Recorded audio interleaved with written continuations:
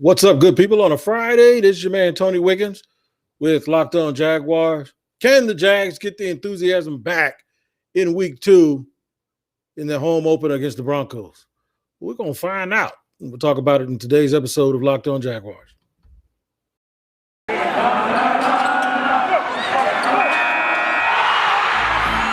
Locked On Jags, your daily Jacksonville Jaguars podcast. Part of the Locked On Podcast Network. Your team every day.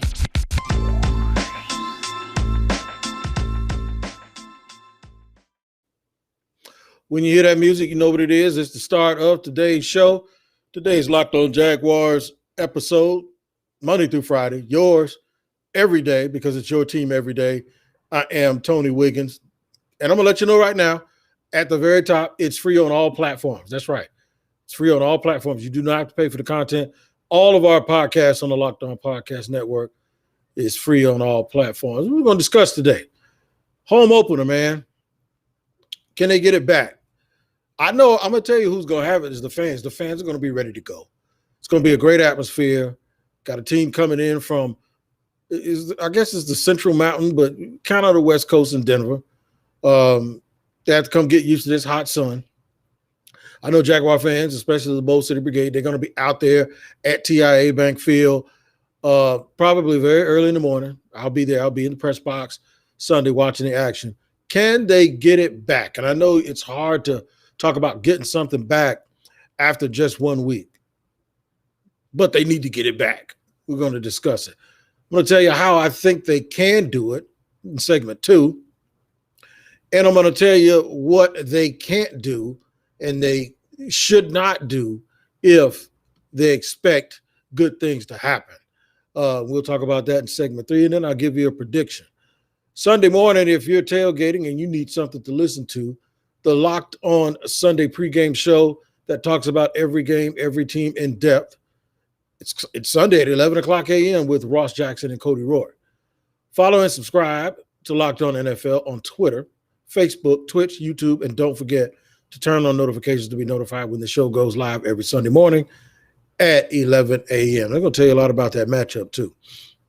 But getting back to it, what do the Jaguars have to do to make sure that they can grab your attention back and re-energize your enthusiasm levels the way that they were a week ago?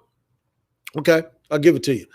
First of all, you just have to get out of your own way if you're a Jacksonville Jaguar player and a Jacksonville Jaguar coach. There's no one more forgiving than a Jaguar fan.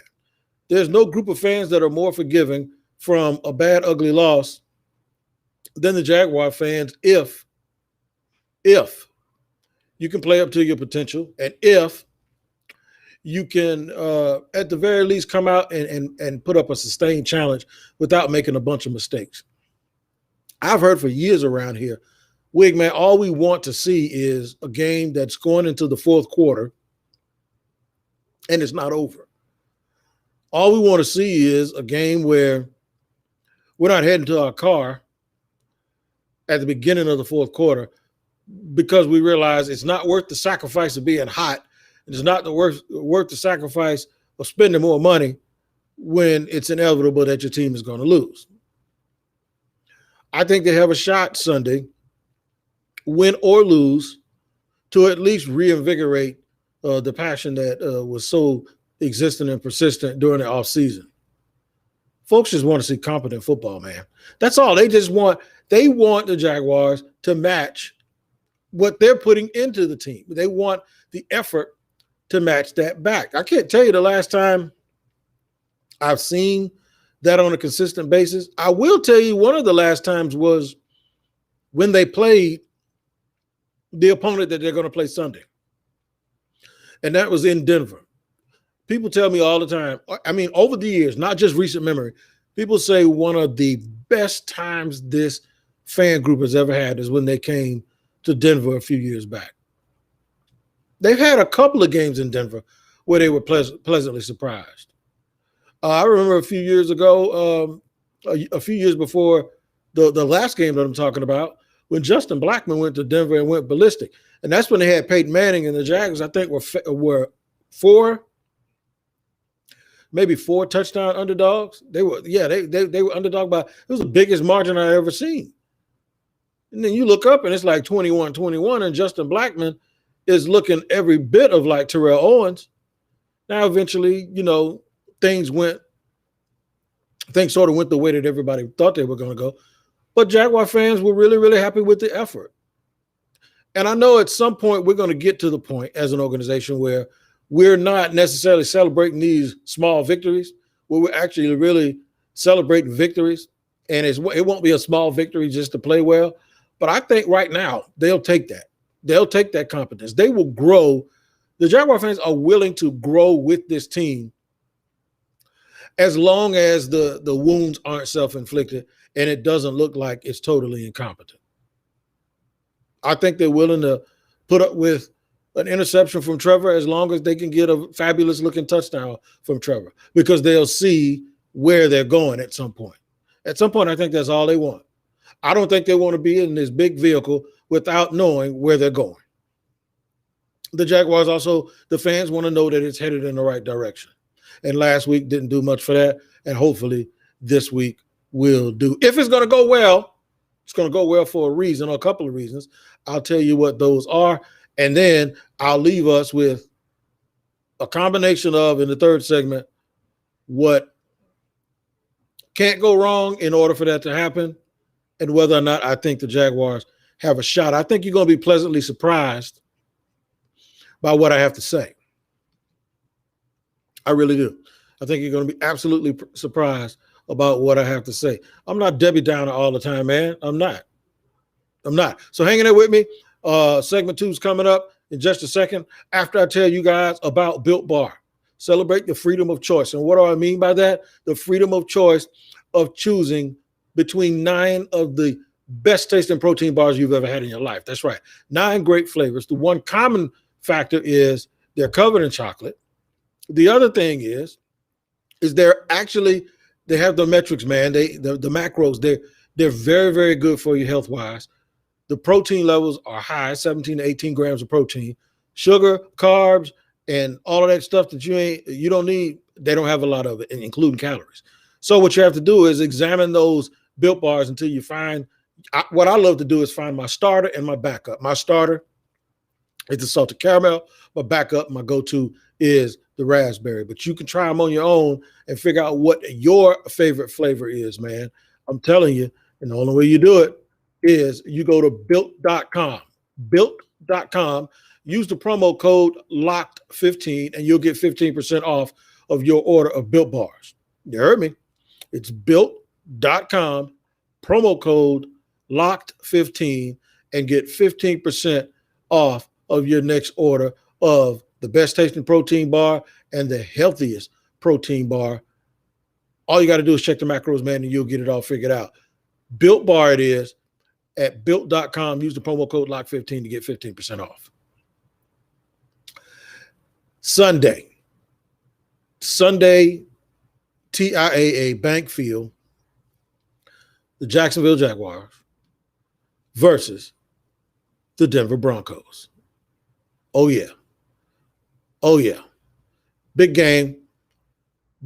Already sort of a must-win game for anybody that wants to make some long-term noise, that wants to make any long-term noise for this season.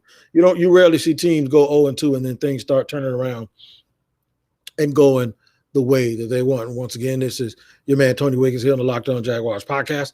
We thank you for joining us here today, just to reset and let you know who we are and what we got going on. We're discussing the Denver Broncos and them coming into TIAA Bank Field. So here's the advantage. I talked about this on the crossover episode with Locked On Broncos. Anybody that's coming in here and that has to change the time zone early in the year, especially if they're coming from anywhere where the weather isn't similar, they're going to have to put up with this weather. So Denver, what they've done is usually teams travel in on Saturday. They decided they're coming in on Friday. And I don't know, the purpose of that. Maybe it's to get ahead of some sort of weather scenario that they anticipate, or it could just be trying something different because they actually was on the East Coast they were on the East Coast last week in New York. So maybe that's just a lot of going back and forth. or perhaps what they want to do is come in here and try to acclimate themselves to this weather a little bit. Maybe do some walk-arounds or some walkthroughs or whatever on some empty field somewhere to try to acclimate themselves to Duval and the weather, so that it's not a total shock to them. If I'm Jaguars, I don't give them a break. I try to go hurry up, and even if I don't go hurry up, I go no huddle, and I don't substitute. My first 20 plays would be no huddle, because if you don't huddle, they can't substitute, and if they try to substitute, line up and hike the ball. You feel me? If you don't bring in players, they can't bring in players. So I go with my base, and I would right away let them know that this is what we're going to do. We're going to run a little bit. Now, it might not be effective against them because they play and practice in low altitude, so they'll probably come here and feel like this is a breeze. But one thing about Florida, it seems like we have our own sun. So the one thing I do is I'd use our sun, right? I think Jacksonville has its own sun. That's what it feels like sometimes at the game. So the first thing that I would do is I would take Urban Meyer's advice if I was Darrell Bevell, and I would make it up-tempo. Now, you run into a problem, and it gets dangerous, that if you decide to do that, and it's 3 and out, and then they score, and now you're behind, and now you're forcing the pace, and you're hurrying up, but you're hurrying up to a butt whooping, and that's what you don't want to do. But you're more likely to succeed with the script early because it's what you worked on all week and is what you practiced. And I wouldn't defer. I know in the NFL, this thing, if you win the toss, you defer. If I'm Jacksonville, I want the ball first. I want the ball first. And if I have to max protect Trevor, then I'd max protect Trevor. But I know this, the first play of the game, if it isn't a run, it better be a quick out to Shenault. If it's not a run by James Washington, it should be a quick out to Shenault. It is critical for me that the Jaguars get off to, I wouldn't even say a fast start, even though that's obvious. You want them to get off to a fast start. I just want them to get off to a start that isn't slow and pedestrian. I don't want a 3 and out. I don't want one penalty on that first. Look, if you're good enough and if you're confident enough, you should be able to play within the rules, right? No penalties, no self-inflicted wounds.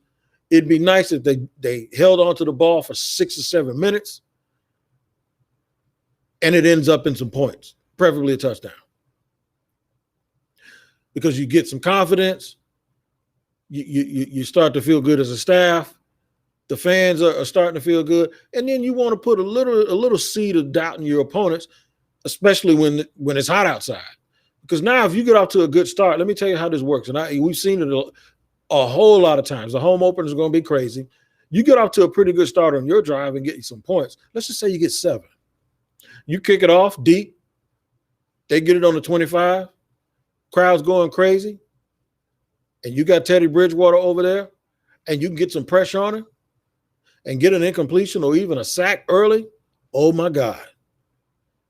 I know the game won't be over, because I just saw a game last night between Washington and the Giants where the Giants started off real fast, Washington started real slow, and Washington was able to slowly turn it around.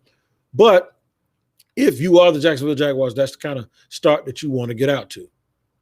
So my keys to the game last week were no turnovers, no self-inflicted wounds, no dumb penalties on third down, get off the field, limit a lot of their third down conversions, no personal fouls, and master the kicking game. Don't miss kicks. And I think every one of those things was something that the Jaguars did wrong. And that's, pretty much why they lost. The keys to the game this week, same thing. Self-inflicted wounds, unforced errors. Give yourselves a chance. Now, the last I checked, Jerry Jeudy was out for Denver. That gives you one less guy you have to guard, especially a guy who does a lot of stuff where he changes directions and runs routes and confuses you people. Because last week it looked like the Jaguars were confused a little bit. I think they'll welcome Trey Herndon back with open arms Sunday. And that's a good thing. I think I like Trevor Lawrence's chances. I do believe that Teddy Bridgewater is a good quarterback. I think he's a better pure passer than Tyrod Taylor. However, he does not pose the, and it doesn't mean he's a statue, but he doesn't oppose the threat of running the ball and being as elusive as Tyrod Taylor. So I look for some opportunities for the defensive line of Jacksonville to get some sacks. Come Sunday, I hope the Jaguars can pull it off. Will they? Well, let me tell you what shouldn't happen in segment 3. What cannot happen at all in segment 3 is going to be real plain and simple to you. And then I'm going to make a prediction. That's right. I'm going to make a prediction for you here on Locked On Jaguars on a Friday. And I'll do it in just 1 second for segment 3. After I let you know about Bet Online, we're back and better than ever. All eyes are on the gridiron as teams are back to start another football season. Now, look, if you missed some of the games already, don't always worry about the winner. Sometimes you got to focus on the spread. Doesn't matter who wins or loses if you don't have the right team to match up with the points that are being given away. And that's how you can get paid. Sometimes you got to take that. You got to take that favorite and give away those points, man. It works. Sometimes it really works. And with new and updated site interface, even more odds, props, and contests, betonline.ag continues to be the number one source for everything football. Now, the fastest and easiest way to bet on all your favorite sports is at BetOnline. But here's what you have to do. Head to the website and use your mobile device to sign up today to receive your 100% welcome bonus. Now, you heard me. They're going to match your initial deposit by 100% in the form of a welcome bonus, but you have to do that by using the promo code Locked On. That's double your initial deposit. That's unreal just for signing up. So don't forget to use the promo code Locked On to make sure that you get that 100% bonus match. BetOnline is your online sportsbook experts. Don't stand on the sideline. Get in on the action and get paid while you're being right. Don't just be right and brag about it. Get paid for being right and go spend you some money. Segment 3 here on a Friday, talking about what I think will happen. Well, here's what I think can't happen. Bip, touchdown. Nope. You can't let them score quickly. And if they score quickly, you can't get a 3 and out and get them another set of points via field goal or touchdown. If I look up and there's 4 minutes left to go in the first quarter and the Jags are down 10-0, they're in trouble. Doesn't mean they can't come back. It just means that that's not where you want to be when you're a young team with a first-year coach coming off of a loss last week, trying to find a way to be confident. Because here's going to be the scene. The scene is going to be wild. Jaguar fans are forgiving. This is their home opener. They've been waiting for this forever. They still leave room for Urban and Trevor to make this year special. They really do. I know it sounded like last week that it was, oh man, here we go again, same old Jaguars. That's just the way Jaguar fans react to stuff. And, you know, I'm not omniscient, but I do know this. I know them. I know them because I've been a grief counselor for them for years now. I know what time it is with them, and I know what's going on. I was just upset. And really, they were not just upset about the game itself or the result, but it was a combination of why. Because a lot of stories have been sneaking out in the media about the coaches not being on the same page and Urban not listening to the coaches not listening to him, fans thinking that he's trying to change the culture and he needs to ride everybody really hard without realizing that the people he riding are not the people that he brought, are the people that he brought here. Those aren't the same people that have been here losing. All of those folks that folks keep saying, well, he needs to get on them because all they do is lose. They weren't here. They came with him. And I hate to frown. And before we started doing our podcast on video, you couldn't tell I was frowning, but I'm frowning now because folks just don't pay attention sometimes. It's not true. He needs to ride his staff as hard as he can. Why? He picked them. Those aren't the people who were here. That's not Gus Bradley. That's not Todd Wash. That ain't D. Walker. Who are you talking about? Coach Middleton ain't here anymore. Dave Caldwell's not there. Who's he supposed to be teaching a lesson to? The people he picked? He picked them because he apparently should have been picking those people because he thought they knew how to win, right? So when folks say that, it drives me crazy. He's changing the culture. He is the culture. He brought those people with him. Doesn't make sense. They need to be together. He interviewed them. He hired them. They should be on the same page. What's the problem? That's what made Jaguar fans angry. It's because as they heard that stuff, right? They were like, BS. And then they saw the results on the field and they were like, well, maybe it's true. The Jaguar fans don't want a hot mess. They've had that for years. So just look better. Just look better. Be on the same page. Clap. Coach the players. Encourage them, even when they're down. Come on, man, we can do better. Let's go. That's what they want to see. They don't want to see you hang your head down like, oh, God, this is horrible. And that's what it looked like. And whether it's true or not, it looked terrible. It looked like he was disgusted. And it looked like he was disgusted about things that were out of his control when, no, they're not. They're in your control. Sometimes when you get disgusted like that, you need to look in the mirror.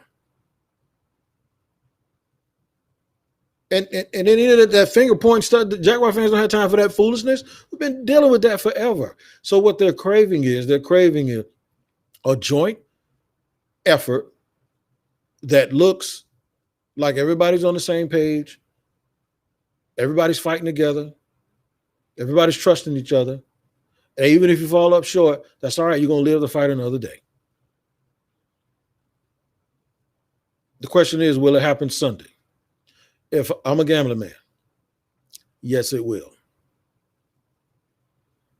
Will they win? Don't know. But I do think you'll see something that is closer. It'll more closely reflect your hopes and dreams for what you thought this team was going to be this year. And they might actually win. But I do think some of the best teachers is hard lessons.